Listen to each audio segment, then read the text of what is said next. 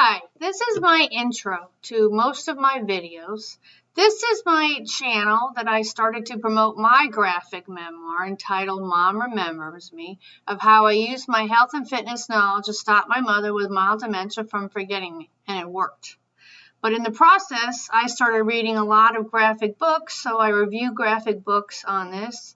I do bullet journaling, I do art, I do health and fitness information. I might add as I keep getting more and more in there. So there's a lot that you can learn from this channel, you know, a lot. So I would really appreciate if I could get you to like and comment, but then also if you could subscribe for me. So, and then let me know any kind of videos that you might want to see. So thanks a lot for listening. Here we go. So I'm going to review these two graphic history books. And I darn well wish that somebody wrote history books like this when I was in high school, because these are darn good, damn good, and they will make you want to learn. So both the author, Yuval Noah Harari, I'm probably mutilating that name, I'm sorry, and then there's two, I can't quite tell between these two who's the artist and who's maybe the inker and some of that. So I'm going to review these two books today and show you my favorite art, show you some of my ideas, some of my other thoughts that came about when I was reading these. I learned a lot. I did make a mistake. I borrowed these from a library. I'm a big library fan, so by all means, if you can't afford to buy it, you should always read it from the library, right? But these are good books to collect and to save and always keep on learning too. So I actually got this volume 2 from the library before I got volume 1, and I read that one, and they're okay. So I wanted to let you know, if you do happen to get them in the wrong order or for whatever reason, you can read them out of order, and it's not very confusing at all. So that's what I do. But I'm going to review them in order today. So here we go. I'm recording both so I can look at you, because I kind of like seeing somebody's face when they're talking, right? I kind of don't like the scenes as just the fingers a lot of time. I think a lot of people do that. But we can't let men can do videos and not do their hair and look great, so I don't think I should have to do everything and look fantastic with makeup and everything. So I hope you just check onto my channel, and my channel is going to be basic. I'm not going to do all these images coming and going and all this kind of stuff. I think that is distracting. I don't really like all those images, and it doesn't help our brain. So my videos are simple to teach you a whole bunch of whatever I want to what I've learned that I think is really valuable for everybody to learn. So, okay, so let's start off with volume 1. So I thought I would share some of my favorite arts, and then I'll even share it with someone. I copied some of the art by the artist here. So the first thing, this starts off way back, like 74,000 years ago or millions of years ago. So there were some really enlightening things from this book. Even though I'm 58 and I'm a teacher, I've been teaching fitness for quite a while, and I study and read constantly. So the first thing I wanted to, I'm only sharing some things because there's lots of information in these books. So I encourage you to read these books. They're great, absolutely great, right? So it says the bigger brain takes a lot more food to fuel it. So that was kind of an interesting thing. And I have also read too, which is kind of a sad fact, that if you haven't eaten enough food, you can't sleep at night. So it just seems like such an unfair thing. If you're trying to lose a little bit of weight, you can't possibly sleep well. And you have to sleep well, because if you don't sleep well, you crave simple carbohydrates. So this is a vicious circle. So it's just kind of unfair. You can't sleep really well when you have lack of calories too, well, sometimes. So this is one of the faces that I copied. So how I improve my art is I usually I like faces. I like copying facial expressions and faces. So I copied this guy into my journal, I kind of have a copy of a diary and a sketchbook together. So I'm doing that because I want to be able to be interested in reading it all later in the future. I think if I make one book just sketchbook and one book just a diary, I might not read it as much. But when I combine the two of them, then also combine calligraphy and typography with my subject headings, even in my journal. So I put that in my journal already. I copied his facial expression. So some other really interesting thing. I really liked how the artist had us read between. It's like not really reading between the lines, but it's like what. That's why I really like graphic books. I wish I got my father to read them. I wish I'd read them a long time ago.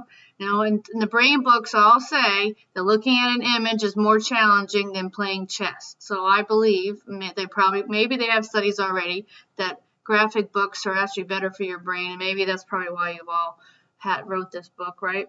So a big shout out to Yuval.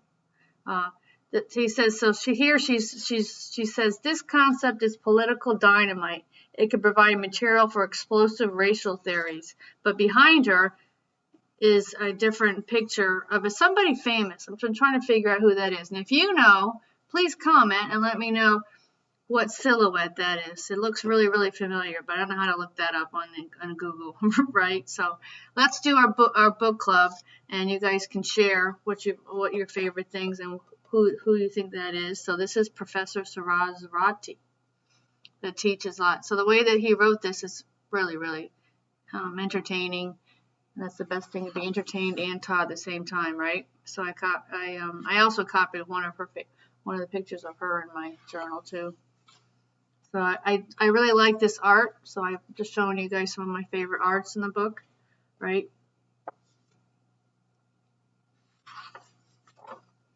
This was ingenious. and he mentions about, and I'm a big fan of the original first Planet of the Apes with Charlton Heston. I'm a big fan of that book. And in this one, I really like this. It's kind of got a Picasso-like. So this is part of our book club. So let's talk about what you think about. And so when you guys read this, get on and comment about your thoughts. That'd be great. I'm not gonna spoil that, but this is ingenious. Here I'm a big backup. Oh yeah, so she talks about a lot of the myths that we've learned and how everybody's learned over the generations are just myths. And the older I get, the more you just keep when you delve into something. So one thing is I'm having trouble with the Amazon truck noise as they back up, and people think that there's backup sounds save lives, no studies, and people also believe that there's a law for that, and they don't have to have a law. But it's just many of the examples when you really dive in. Like now they keep coming out saying there's no sincere studies showing that high cholesterol causes any kind of heart problems, and then the risk is greater taking the medication. So if you look that up, and that's part of my book about my mother too. You know, when my goal was to get her off all meds, and her doctor and I worked together, and we got her off all meds. And that's one way I was able to stop her from forgetting me. So just think about any kind of myths in life, anything, any study, anything that you think is general health, public health. Look it up. See it. Really look it up, because there's also an old book I read years ago called Big Fat Lies. It talks about so many things. And this book by Dr. Ken Berry, the lies that my doctor told me.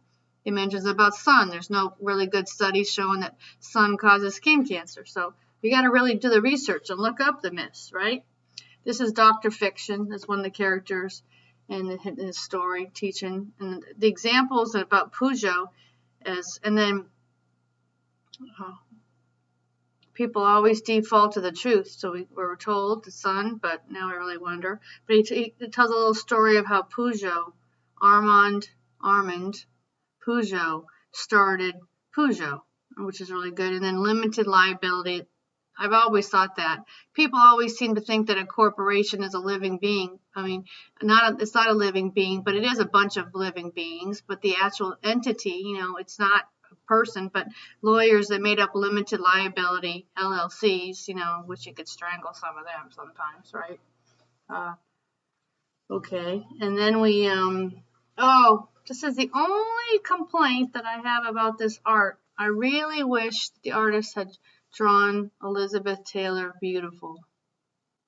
I actually remember reading something about her. She stopped looking at herself in the mirror below her neck when she started to get overweight, but I really do wish there was a beautiful picture of Elizabeth Taylor in here. Then we're moving on to some other information.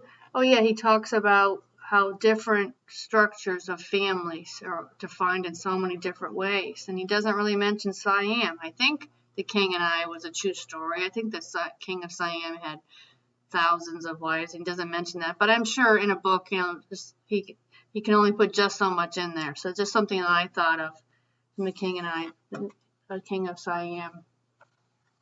Really, really good information.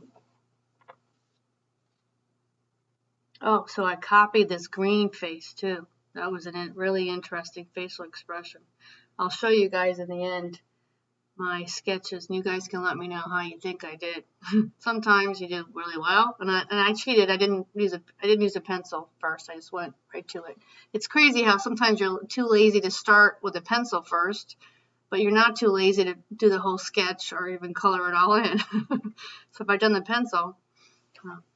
So I copied that face. I also copied Yuval. And infectious diseases came from animals. And I think he wrote this. Well, this was written before the pandemic. So will we know what happened now, or will we ever really know?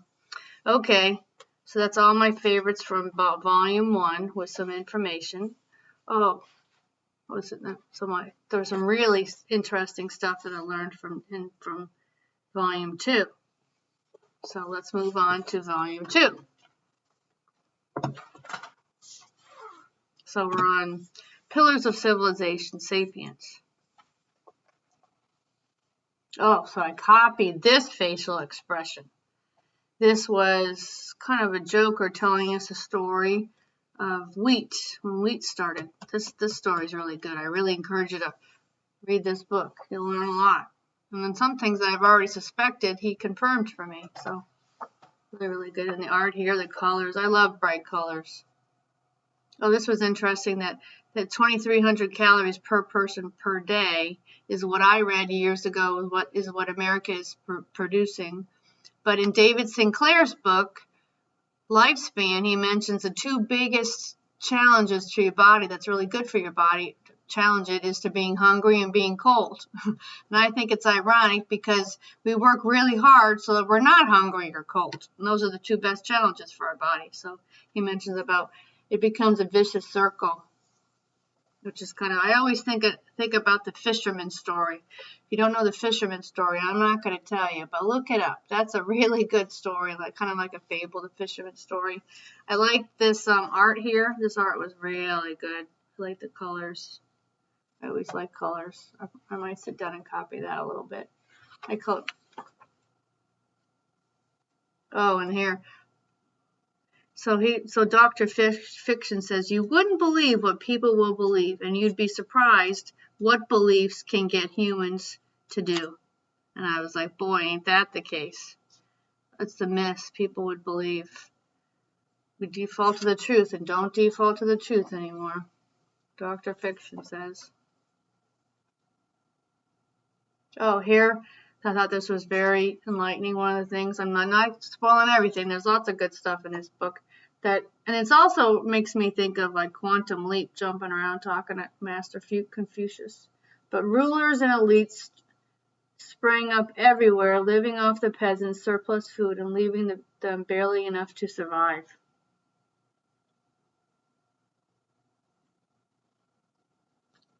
And people live their life through anxieties and worries. All that stress had far-reaching consequences. It was the foundations of large-scale political and social systems. He created all the stress, staying as foragers, probably. I guess somebody told me in New England, where I'm from, that foraging is becoming more popular. This is where I was telling you about Quantum Leap. He goes back and talks to Master Confucius. Really enlightening. Funny story. It would be fun to make this into a cartoon. I hope you make this into a cartoon or an animated movie. Yes, all the myths that were created to control people.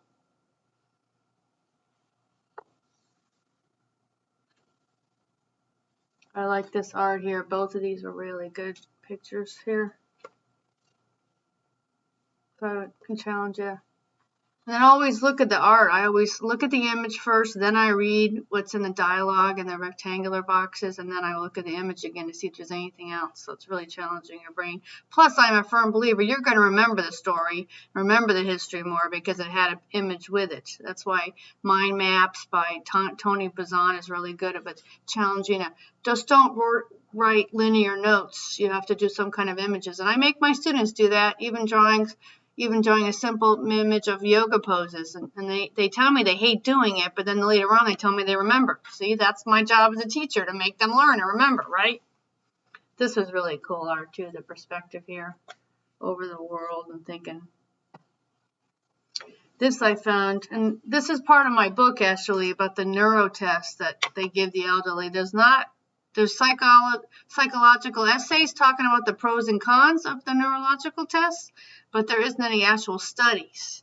And so what all the brain books and memory books say that we can't remember. We can process, but we can't remember. And of course, you can't remember something as you're having a conversation. There's a 3-word recall test, and that they give people. So they gave my mother. My mother always did well. She always remembered 2 of the 3 words. But if you go grocery shopping with 3 things, can you remember all 3 things? And you're not supposed to be thinking of something while you're having a conversation. You're ruining your listening skills, right? So if you tell you to remember 3 words, have a conversation, you can't really pay attention to the conversation when you're trying to remember the 3 words, which is opposite of how our brain works. But those are part of the myths that people believe. Don't default to the truth. Question everything. Ask your doctor what's happened to the control group. Okay, this is another really good storyline going to somewhat of a DMV, and the art was really good here. This art was amazing. I mean, I've seen some other art, some similar to this. This was really cool. I like this. It'll make you learn and remember it. And I copied this guy's expression from my journal. I'll show you in the end.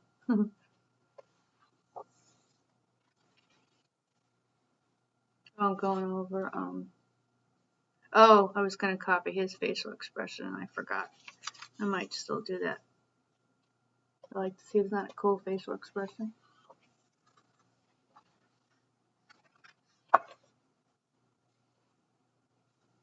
Good art here, another good art.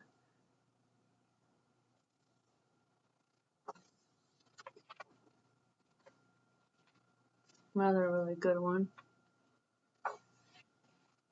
So the biggest, most enlightening thing that I loved about reading this, and since I said to you that I read volume 2 first, was people talk about if that's not natural, that's not natural. So Yuval teaches us that if somebody can do it, then it is natural. You wouldn't be able to do something that's not natural. So like we can't run the speed of light. So that's not natural. But everything else, if we can physically do it, or we can do it or think it, then it's natural. And there's another little story here, which is probably what happened with the Salem witch trials, right? They end up, they'll say they're a witch if they're able to burn. Well, everybody would burn, right? And I really like the ending. The ending kind of gives you a good, sometimes what's happening everywhere now, you guys just got to visualize the positive, right? So it says, which proves that we can change the world for the better, that we can do it quickly and we can do it peacefully. So that's parts of his book too. So thanks a lot, and I want to encourage you to join me in this book club and going over this and make comments. Let me know what you think, what your thoughts were after you read it. You can get back on here and let me know what you think. I really appreciate it, and I would really appreciate it if you like and subscribe.